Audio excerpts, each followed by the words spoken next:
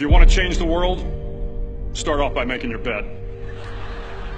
If you make your bed every morning, you will have accomplished the first task of the day. It will give you a small sense of pride, and it will encourage you to do another task, and another, and another.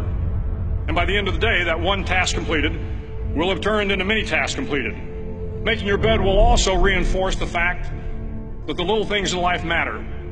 If you can't do the little things right, you'll never be able to do the big things right.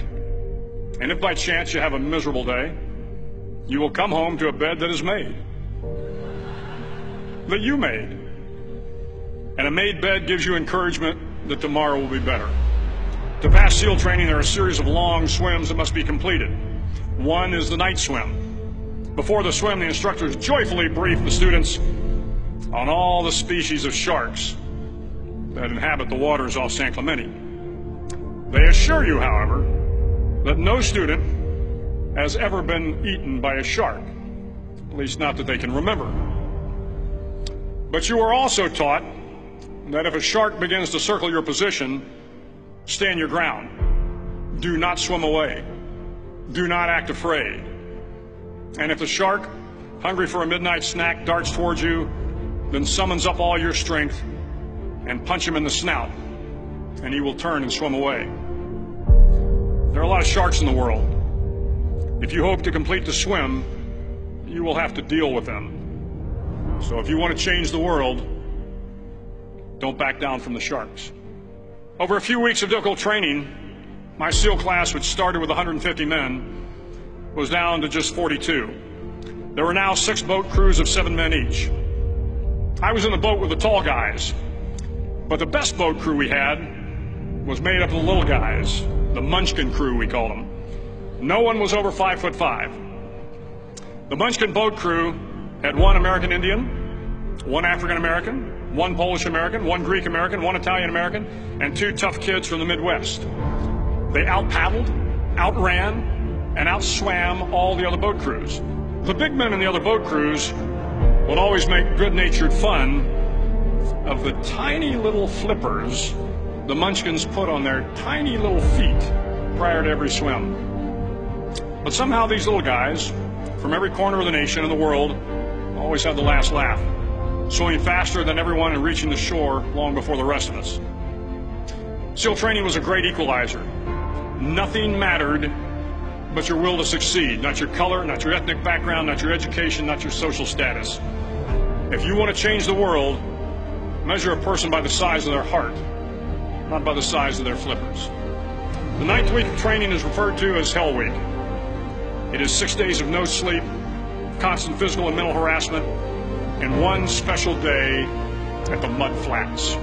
The Mud Flats are an area between San Diego and Tijuana where the water runs off and creates the Tijuana Sloughs, a swampy patch of terrain where the mud will engulf you. It is on Wednesday of Hell Week that you paddle down to the Mud Flats and spend the next 15 hours trying to survive the freezing cold, the howling wind, and the incessant pressure to quit from the instructors.